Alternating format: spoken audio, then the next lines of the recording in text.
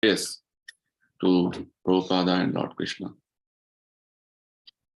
Nama Om Vishnu Padaya Krishna Preshtaya Bhutale Srimate Bhaktivedanta Swami Namine Namaste Saraswati Deve Gauravani Pracharine Nirvisesha Shunyavadi Paschatya Deshatarine Jaya Sri Krishna Chaitanya Prabhu Nityananda Sri Advaita Gadadhara Sri Vasadi Gaura Bhakta Vrinda Hare Krishna Krishna Krishna Hare Hare Hare Rama Rama Rama Hare Hare Sri Radha Vrindavan Chandrodaya ki jai Vishnitai Gauranga ki jai Srila Prabhupada ki jai.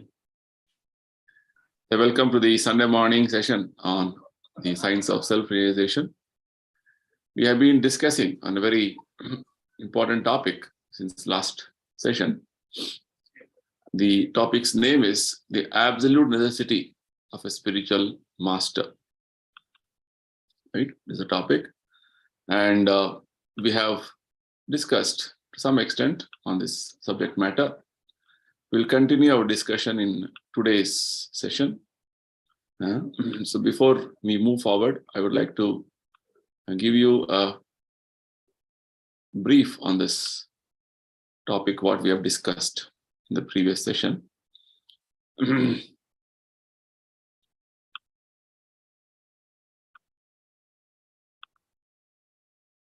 So all these discussions are happening only by the special Srila Prabhupada, who is the founder Acharya of the worldwide Hare Krishna movement, Iskcon. So in the previous session, we have discussed that Guru's position is not ordinary. The context here, which Prabhupada was talking with regard to this particular subject, was Prabhupada was in Bombay in 1936, February. And this was the occasion when Prabhupada's spiritual master, his Guru Maharaj, his appearance day was there. His birth anniversary was going on. So it is the custom, etiquette from disciples that they observe the birth anniversary of the spiritual master as Vyasa Puja Tithi. Vyasa Puja Tithi means basically the knowledge which the disciples get from the spiritual master is coming down from Vyasadeva, who is actually the incarnation of Lord Krishna, who compiled all the Vedic literature for our benefit. So Vyasadeva is the that personality, Lord Krishna's incarnation, who has given us all the immense treasure of knowledge of the Vedic understanding. So the Guru is considered to be the living representative of Vyasadeva. Right? We have discussed on this from different angles. So basically, Prabhupada was trying to explain to us on this occasion of his spiritual master's birth anniversary that Guru's position is not ordinary. Guru's position is very, very sublime and very elevated. So Prabhupada quotes from one of the Acharya's teachings that Guru is considered to be as good as Hari.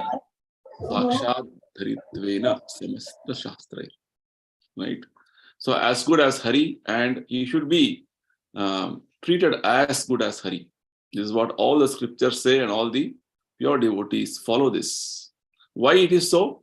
Because Guru is considered to be the most confidential servitor of Lord Krishna.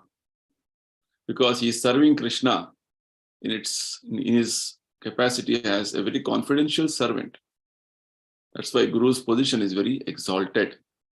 Right? And further, Prabhupada was trying to elaborate to us, explain to us how Guru cannot be two. Guru is only one. It's like people always have this type of a misunderstanding or rather sort of a discrimination. Oh, my guru is different, your guru is different. Guru principle as such is one. Prabhupada very nicely explains that absolute truth, Supreme Lord Krishna, is one. There cannot be multiple suns in the sky. There's only one sun. Likewise, absolute truth is one. Krishna, the Supreme Lord, which Krishna declares in Bhagavad Gita. Mattaha parataram na anyat. There is no more personality who is superior to me or who is greater than me, Krishna says.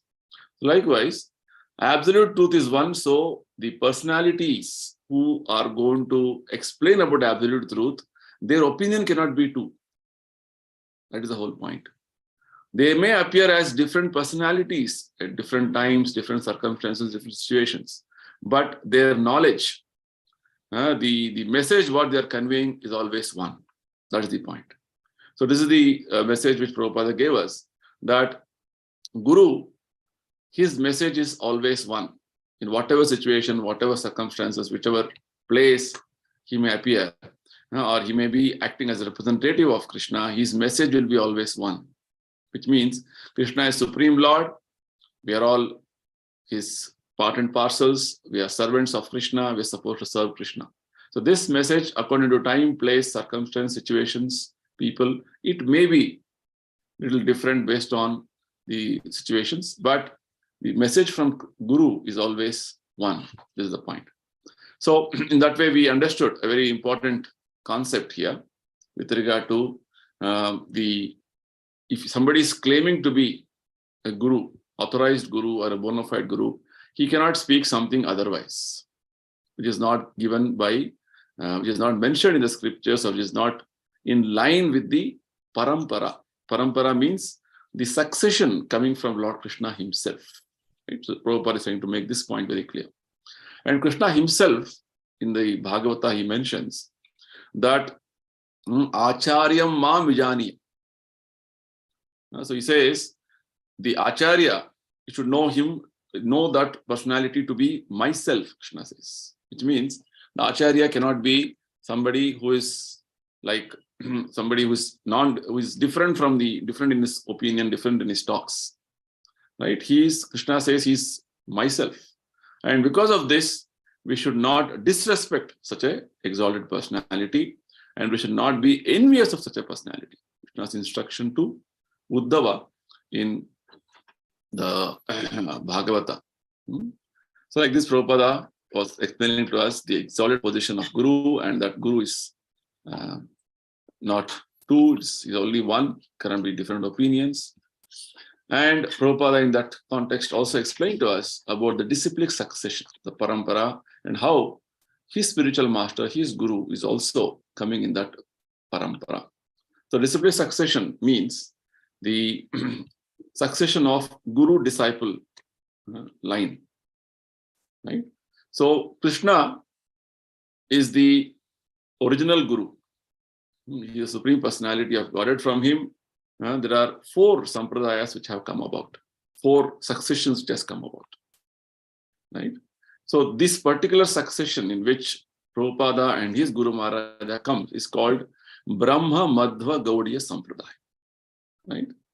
So basically, Prabhupada is trying to explain to us that unless one comes in the proper succession, then proper parampara, then that knowledge received in that line or that in that by the particular guru will not be authentic. So nowadays there are so many gurus who are claiming themselves to be acharyas or gurus, and there common people follow them. But first and foremost, the first question which we have to ask any such guru is, which parampara you belong to? If they say that I don't belong to any parampara, or I am self-proclaimed, or I have manufactured my own way of teaching, then you have to immediately reject him. Prabhupada mentioned in the previous sessions we have discussed how to distinguish between such fake gurus and genuine gurus. Now, Prabhupada is going to put more light on this particular point in today's session. Let's continue our discussions. So, Prabhupada is going to explain to us now about the qualifications of a real spiritual master. So Prabhupada says, one who interprets the divine sound or Shabda Brahma by his imperfect sense perception cannot be a real spiritual guru.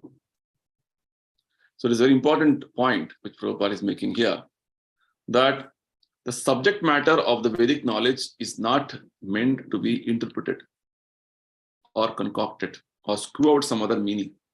It has to be presented as it is. Whatever knowledge is received from Krishna in that line of succession by the acharyas has to be presented as it is. There is no addition, no subtraction. There is no any other aspects with regard to manipulating it. No, that is called demoniac. That's what the modern day so-called gurus are doing. That they want to use Bhagavad Gita's knowledge or Vedic knowledge and want to present their own agenda, want to present their own theory, own philosophy. That is not proper, right? So here, very nicely, Prabhupada is giving us the understanding that you cannot interpret the Vedic sounds by your imperfect sense perception. Then that person cannot be called a real spiritual master.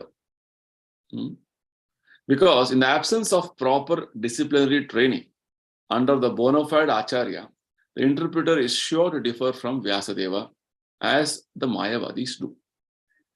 So because any so-called guru or self-proclaimed guru, he is not having a training, disciplinary training, which means the discipline, the disciplic succession in which the acharya is learned from his master, his spiritual master, and that spiritual master has learned from his spiritual master. Like this, the knowledge is coming down. This training is not there. Then definitely he will have his own concoctions. Why it is very dangerous and why we should not accept such type of understanding, or we should not accept anybody and everybody as a guru, Prabhupada explains further as we move forward in our session.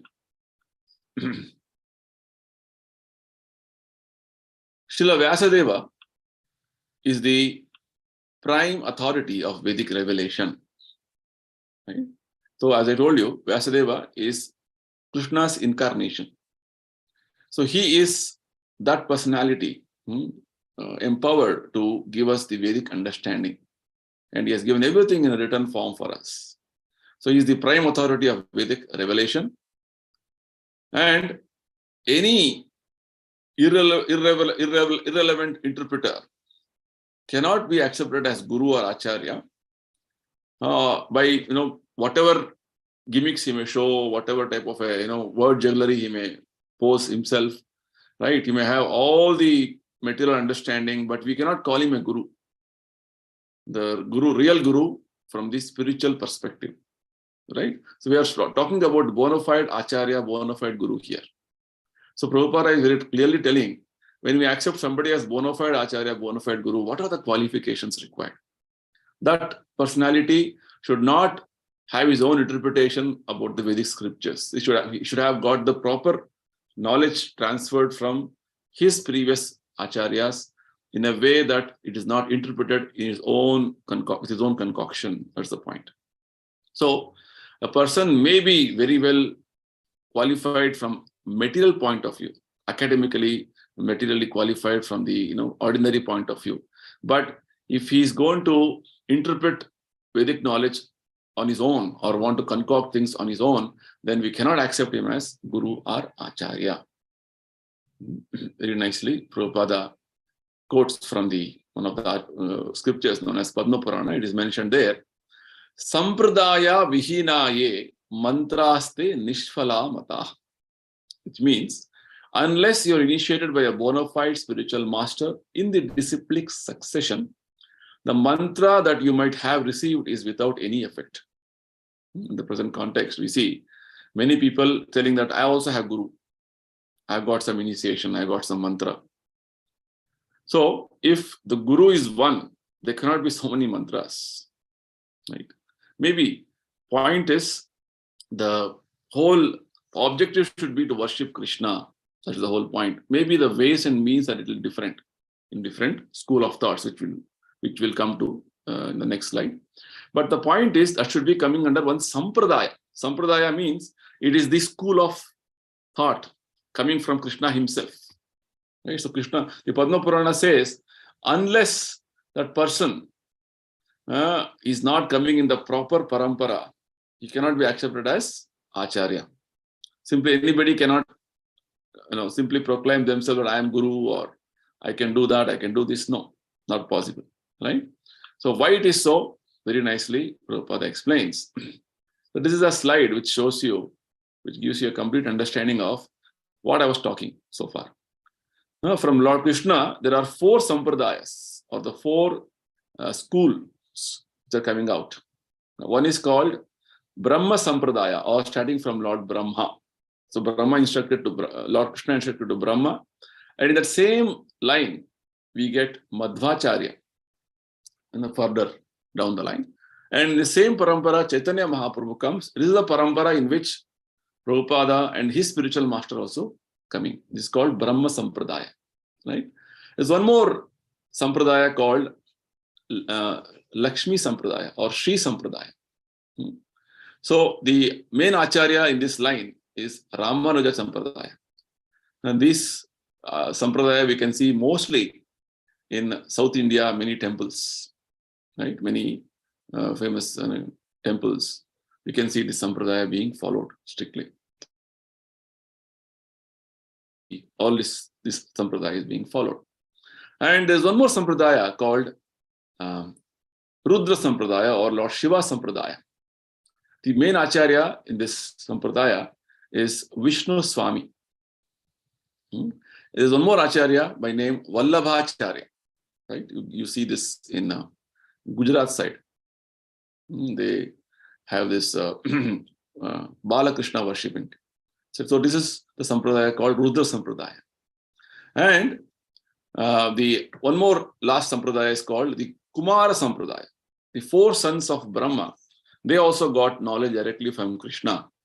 And they have started a Sampradaya called Kumara Sampradaya. And the main Acharya in this Sampradaya is Nimbaraka Acharya. Right? We see many temples in Vrindavan following this particular Sampradaya. So like this, we see these are the 4 main Sampradayas which Krishna says are the Sampradayas which are authentic. Just like the government opens university and gives the authentication. Only authorized university can give you any,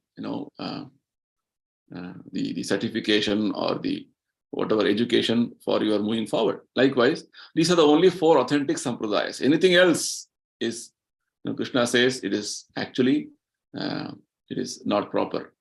So, Prabhupada clarifies, on the other hand, one who has received the transcendental knowledge by oral reception from the bona fide preceptor in the disciplic chain.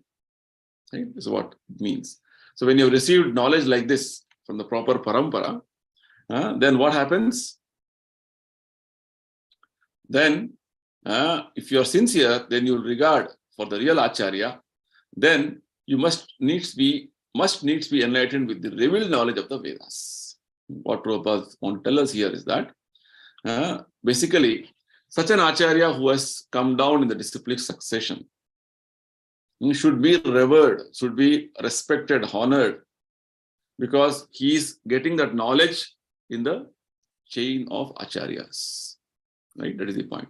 So he is not simply self-declared Acharya, self-declared Guru. Like in the present day context, we have many such people going on in the name of Gurus, Acharyas. Right? So Padma Purana states that if you receive a mantra from an from a so-called Guru who is not in the parampara, there is only 4 paramparas. Right? Any other people who say I belong to this parampara, that parampara, is not authorized, not authentic. That's the point.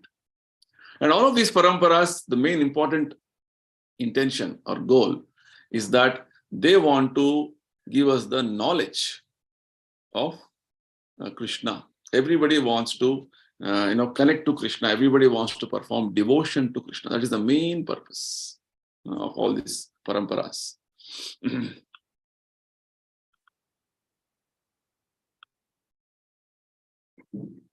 So Prabhupada further says that there are a class of spiritualists known as Gyanis or empirists. But this knowledge is permanently sealed to the cognitive approach of the empiricists. Prabhupada is indirectly referring to some class of spiritualists known as Mayavadis, who are only speculating, who are interpreting the Vedic knowledge and want to give their own understanding about what is being mentioned in the Vedas. So Prabhupada is telling this knowledge which is coming in parampara is permanently sealed. Right? By your simply, you want to speculate, you want to further interpret on these things, this knowledge is not up, cannot be reached by them. Why it is so? Prabhupada explains from the quotation from an Upanishad called Shvetashvatara Upanishad. It is mentioned there. Yasya deve para bhaktir yatha deve tatha gurau tasyete katithahi arthaha prakashante mahatmanaha. It means only unto those great souls who simultaneously have implicit faith in both the Lord and the spiritual master are all the imports of Vedic knowledge automatically revealed. Very important statement in the scriptures. It is mentioned that like how we have implicit faith in Krishna, similar implicit faith you should have on the bona fide Acharya. And what happens? All the meanings, all the real imports, all the confidential understandings of the Vedic literature is revealed to such a person. Which means when you accept somebody as Acharya, you are supposed to have complete surrender to that personality. Right? That is what is recommended in all the scriptures. Even Krishna himself recommends this point. We'll discuss on this a little later. Krishna also recommends that you have to surrender in this way. You have to completely dedicate yourself to such a spiritual master.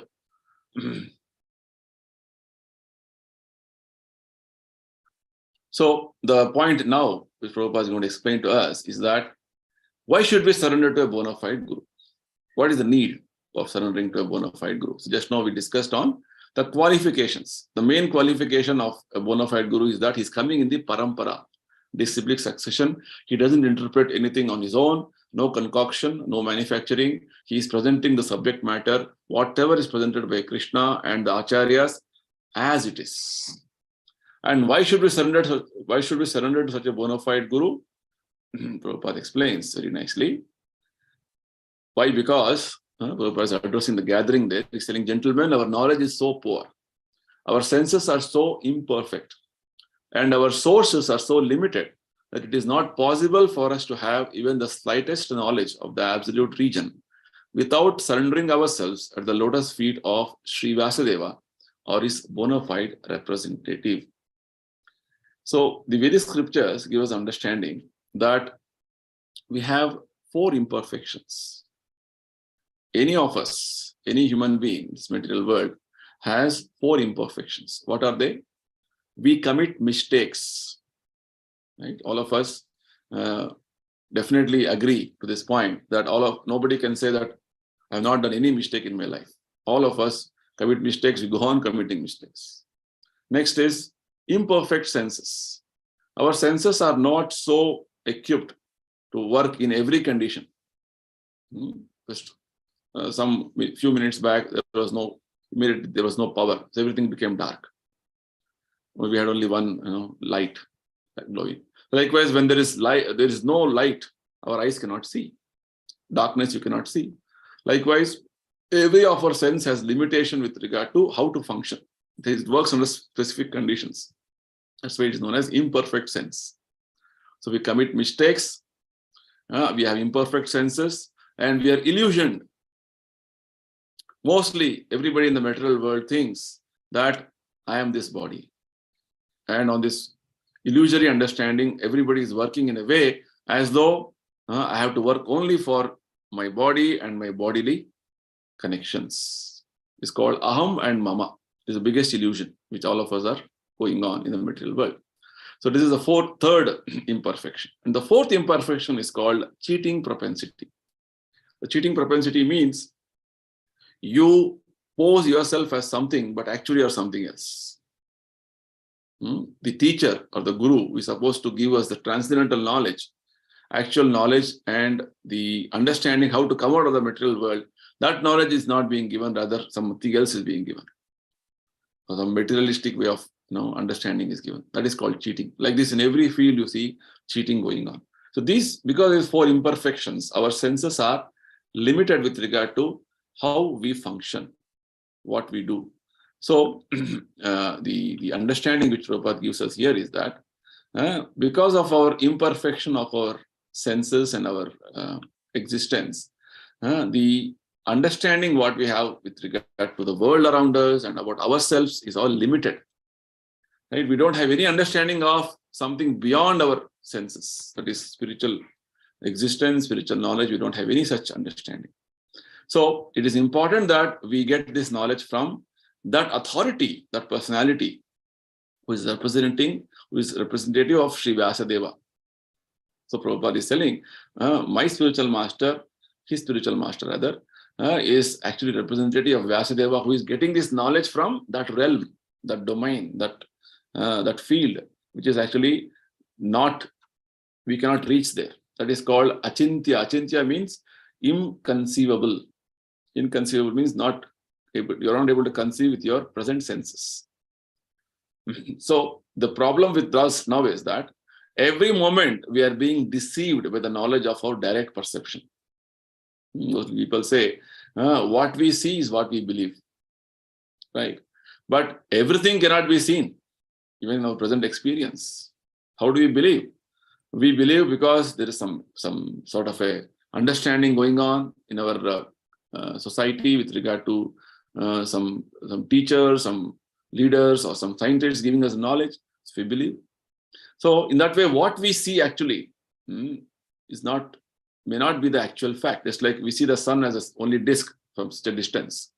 But sun is not simply a disk. It's a very huge planet. Many millions of times bigger than this earth. But for us, for our eyes, it looks like a small disk. It is all the creation or concoction of the mind, which is always deceiving, changing, and flickering. So what is going on in present situation is that something the scientists propose as the theory right now, maybe after some time, after considerable research and experimentation, they again come up with a new theory. Just like in science, so many things have been changing constantly. The scientific understanding has been changing, right? So many theories have been put forward. The old theory is no more valid now. All the new things, new understanding is what people think is the latest one. Now, it's because research is going on in this field. So this is what people generally think is the way to go forward with our understanding.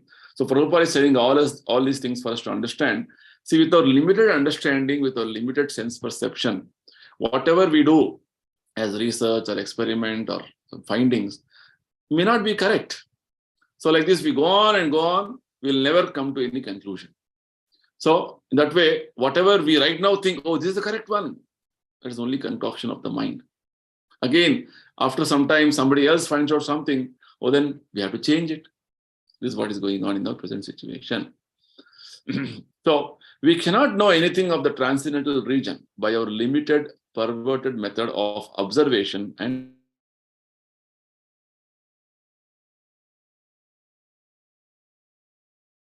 beyond our limited sense perception. That's the point, right? The whole subject matter which we're discussing now is what is the qualification of a spiritual master and why should we surrender to a bona fide spiritual master? So bona fide spiritual master is going to reveal to us that knowledge which is not perceivable by our material senses presently.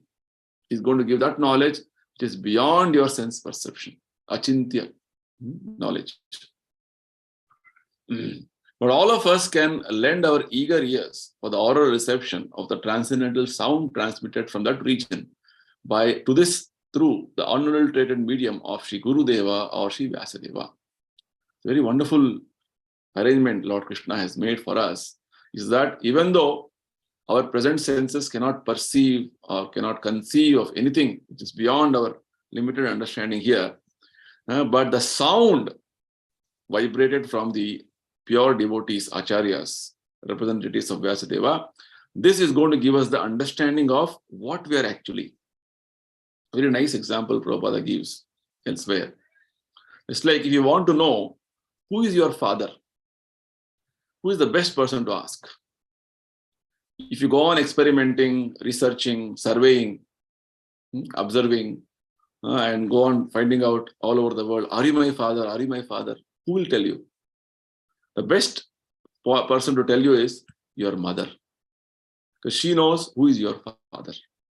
So in that way, the Prabhupada says the best source for our understanding to know who is what is our actual situation, who are we actually, is to know through the spiritual master and the Vedic knowledge. Spiritual master who is giving us the Vedic knowledge, that is the best source by which we can understand our identity, our actual situation.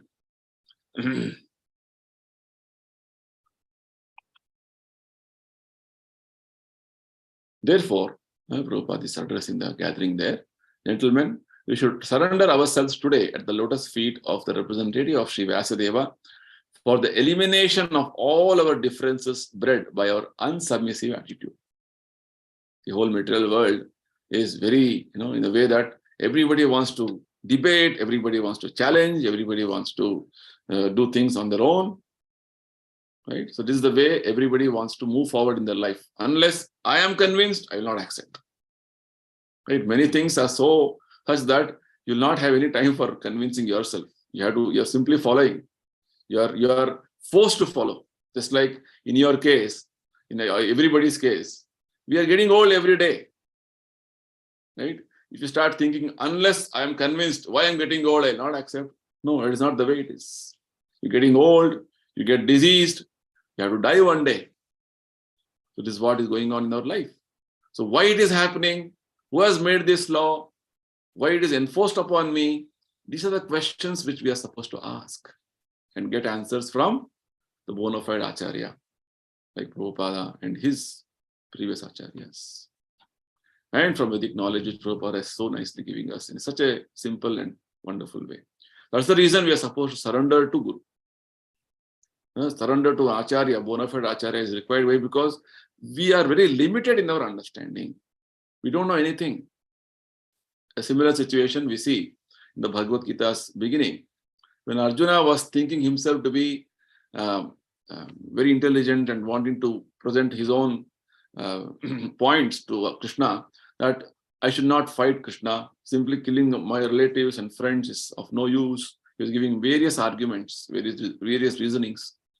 And finally, at one point of time, Arjuna understood there is no point in arguing like this, because he was in a very vulnerable situation. So he surrendered to Krishna as a disciple. Shishyasteham shadimam tvam prapannam. After that, Krishna, in fact, instructed him the whole Bhagavad Gita. That is the wonderful example we have.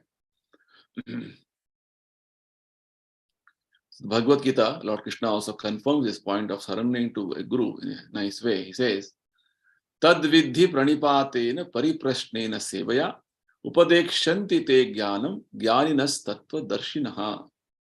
What does it mean? Krishna says, just approach the wise and bona fide spiritual master. Surrender unto him first and try to understand him by inquiries and service.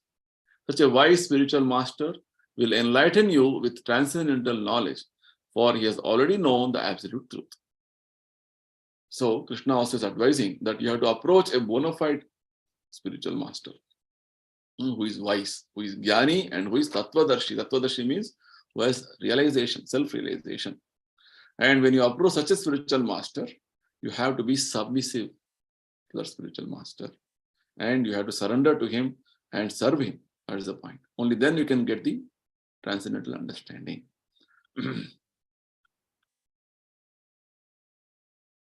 To receive the transcendental knowledge, we must completely surrender ourselves to the real Acharya in a spirit of ardent inquiry and service. Right? So Prabhupada is humbly submitting himself to his spiritual master, and on this auspicious occasion of his spiritual master's birth anniversary. And he's telling that to receive this transcendental knowledge, which is actually beyond our limited sense perception, we must surrender completely to such a real Acharya in the spirit of ardent inquiry and service.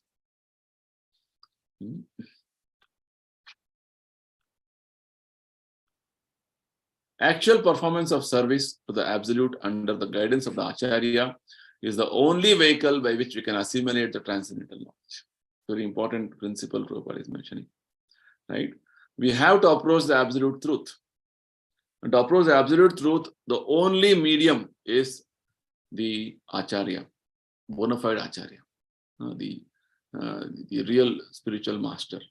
And he is the only vehicle by which we can understand what we are, what we are supposed to be doing. In that way, move forward in our spiritual journey. So Prabhupada is again, addressing the gathering there. He says, today's meeting for offering our humble services and homage to the feet of the Acharya Deva will enable us to be favored with the capacity for assimilating the transcendental knowledge so kindly transmitted by him to all persons without distinction. So nicely Prabhupada is wording it. So we have to honor Acharyas in this way. On their birth anniversary, we have to, offer our homage to him, offer our full respects to them, so that this will only make the Acharyas happy to bestow their mercy on us. It is mentioned, Yasya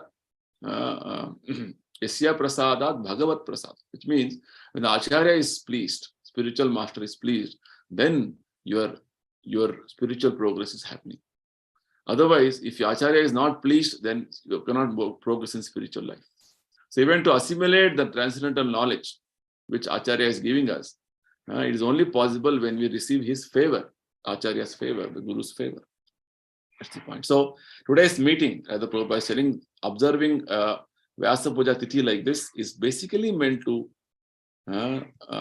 invoke the blessings and the special mercy of the Acharya.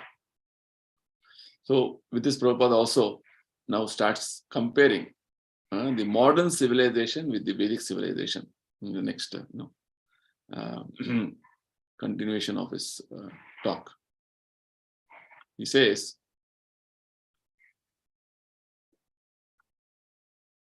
gentlemen, we are all more or less proud of our past Indian civilization, but we actually do not know the real nature of that civilization. Right? All of us speak so many things. We had great civilization, all these things, but actually, what is that actually? We don't know. That's the problem, presently.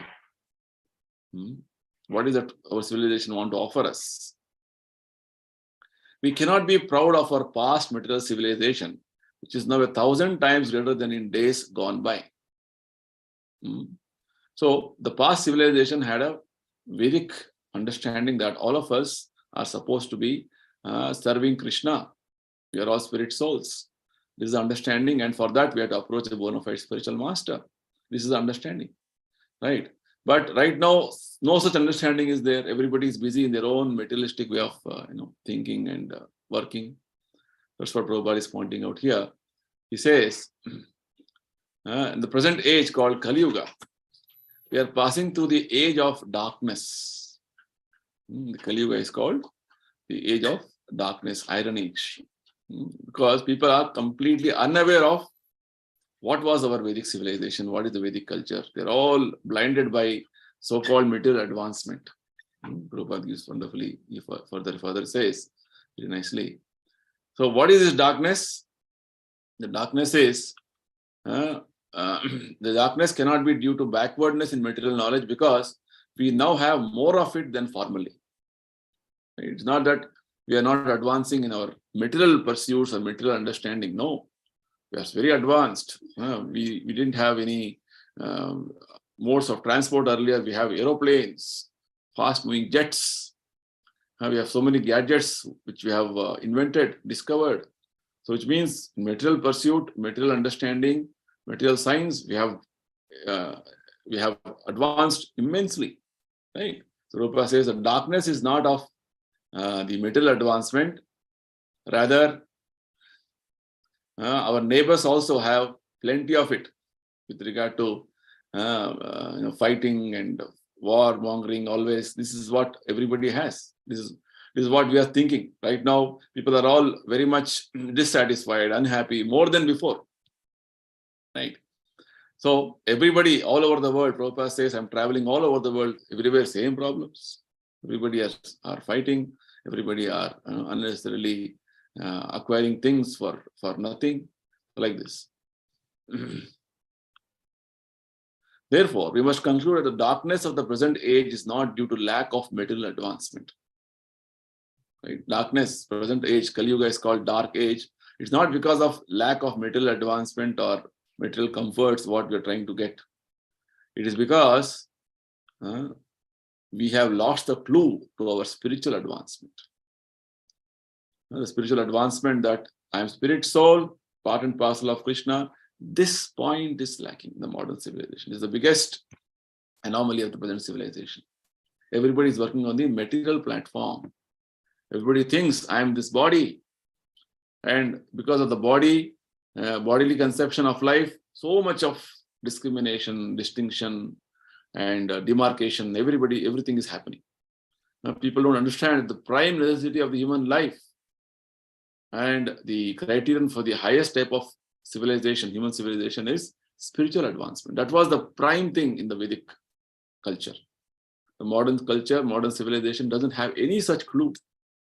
They don't have any such understanding. Everybody is going on the bodily platform. Bodily platform understanding is animalistic platform, animalistic way of working, animalistic way of life.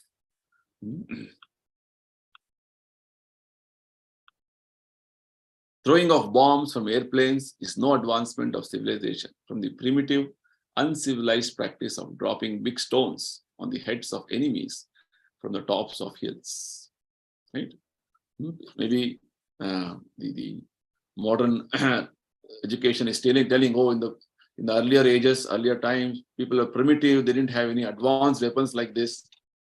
But right now we have missiles, we have so many advanced military and so many other type of equipments wherein we can drop bombs within no time, and then large mass scale killing can happen.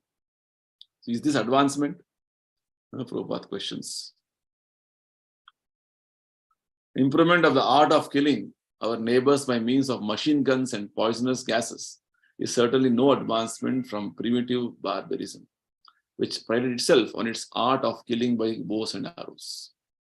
So just that you have only further aggravated the problem. Now we have invented so many new modern weapons and modern equipments. So we can have mass killing at a faster rate. We have accelerated the whole killing process. What is this? It's called advancement? No. It is not advancement. Nor does the development of a sense of pampered selfishness prove anything more than intellectual animalism. Very nicely, Prabhupada is pointing out the root problem of the modern civilization. Right? So people are thinking that we are very intelligent, artificial intelligence we are discovering, we have discovered so many wonderful things for the comfort. And all this, what is going on in the material world in the name of advancement, or so many things, people are becoming very selfish. They're selfish in the sense that I'm only concerned about my bodily welfare or my limited expansion of my body, my family, my relatives, that's all. They're not even bothered about what is the real self-interest, that is Atma self-interest. Nobody wants any spiritual advancement. Everybody is only looking forward for materialistic type of a thinking, that in terms of body, in terms of societies, in a different way from the materialistic point of view. Right? That is what Prabhupada is telling us here. The development of a sense of pampered selfishness prove anything more than intellectual animalism.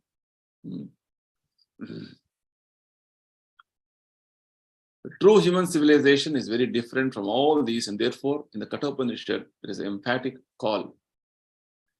Uttishta jagrata prapya varan nibodata kshurasya dhara nishita duratyaya durgam patastat kavayo vadanti. Very nice statement in the Upanishad. It is mentioned. The meaning of this is, please wake up and try to understand the boon that you have now in the human form of life. the path of spiritual realization is very difficult. It is sharp like a razor's edge. That is the opinion of learned transcendental scholars. It's a very wonderful revelation which Prabhupada is giving us here. Our purpose of this human life is to awaken to our spiritual understanding, not simply continue to live animalistic life. Animalistic life means eating, sleeping, mating, defending. Just go on busy with only these four things. Ask anybody what is their activities, what is their life. They only will say these four things in different permutation combinations. And the whole world is only designed to get up to meet the demands of these four necessities of life. Animals also do the same thing, and we humans also in a more advanced way. Prabhupada says, in a very polished way we do, then we are called polished animals. So we are not supposed to go on like this, because human life is being given for a special purpose, specific purpose of spiritual advancement. So the Upanishad is telling us here that wake up, uttishta jagrata. Please wake up now in this human form of life. You've got a very special opportunity, a very special facility of this human life. Use it for spiritual advancement. Don't spoil it. Because once you leave this body, if you don't use it properly, it'll all be gone again. Where you're going to take birth, how you're going to continue your material existence, nobody knows. But the human form of life, if you perfect the spiritual way of life, spiritual understanding, and follow that in our life every day, that is going to give you the perfection. That is coming out of the cycle of birth and death. That is the point. So like this, Prabhupada it goes on with regard to comparing the modern civilization and the Vedic civilization. The main clue, the difference is that modern civilization is not based on Vedic culture or spiritual advancement. Whereas Vedic culture was based on spiritual advancement. Aham Brahmasmi. Modern culture is all I am the body and bodily connections, bodily designations, bodily comforts. That is what modern civilization is. So we'll continue our discussions further. I'll conclude for today. If anybody has anything to ask, discuss, whatever we discussed today, you can ask now. Prabhuji, Hare Krishna. Hare Krishna, Hare Krishna. You mentioned about 4 pamparas. Are these different in approach, or how are they different? 4 purposes?